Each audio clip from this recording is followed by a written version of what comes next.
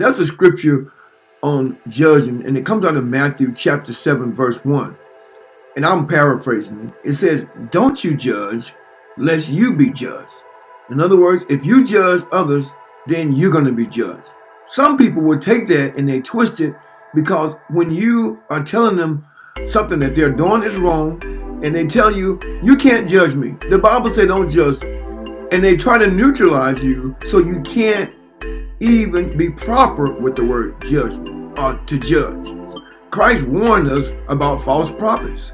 We got to be able to judge what's a false prophet. If you can't judge, and the Bible also tells us we can judge sin.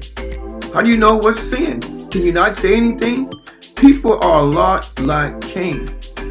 They want God to accept their standard. In the Bible, in Genesis chapter 4, where Abel and Cain, the sons of Adam and Eve, Abel brought the firstling of his flock, and Cain brought fruit. And when they presented their offerings to God, God accepted Abel's, but he rejected Cain's. Now, Cain was angry about that because God didn't accept it. Now, God is the judge, and God made a judgment call, and he said, I don't accept this.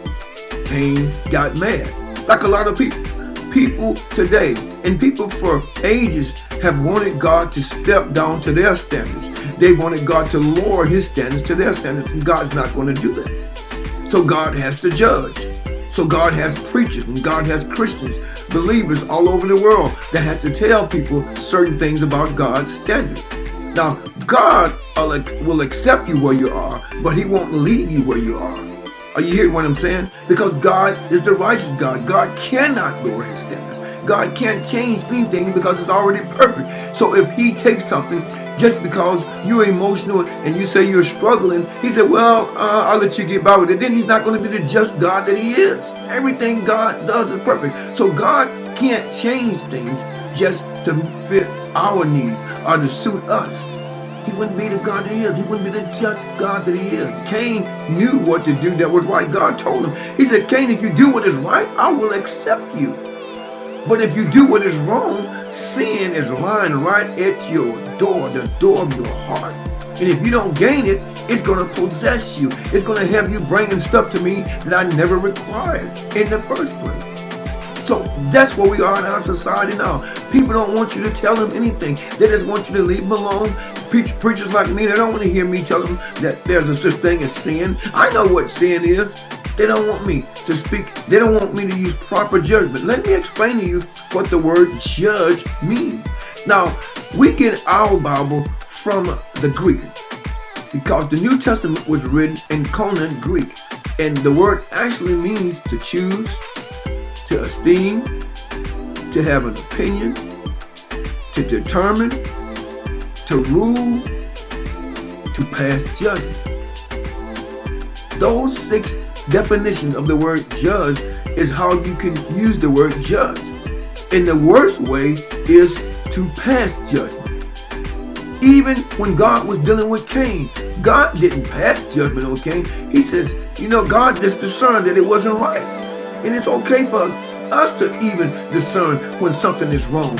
It's even good for us to choose what's right or wrong. Even when we're choosing our mates, we don't just choose anybody. We choose people that are suitable for us. We don't want to go out there and get somebody that doesn't know God. We have to make a choice. We make a judgment call. Not that we're condemning them. We're not condemning people. We just make a judgment call. Even when we deal with people who wants to do their own thing, people who wants to sin and say, why are you messing with me? I'm not, as a pastor, I'm not telling people, oh, I'm condemning you to hell. No, that's wrong. That's why we don't pass judgment. But we do discern. We can use discernment. We can, when we make a proper decision, we have an opinion. We can esteem something high or low or something good or bad. We can make a choice. We can have an opinion. It's okay to judge things in that way. But it's wrong to judge things based on condemning people. That's wrong. We shouldn't do that. That's what Paul was trying to say in 1 Corinthians chapter 4, verse 5. He says, don't judge nothing before the time. Don't bring judgment on anybody. Don't put anybody in hell just because you angry or you frustrated with them. Maybe they be weak in a certain area and you think, oh, I'll forget them. No, that's wrong. But it's not wrong. Listen to me. It is not wrong to use discernment, to make choices, to have an opinion. But it's wrong to critically judge people and to write them off and to tell them that they're going to hell or that they are failures and they're this and they're that. That's wrong.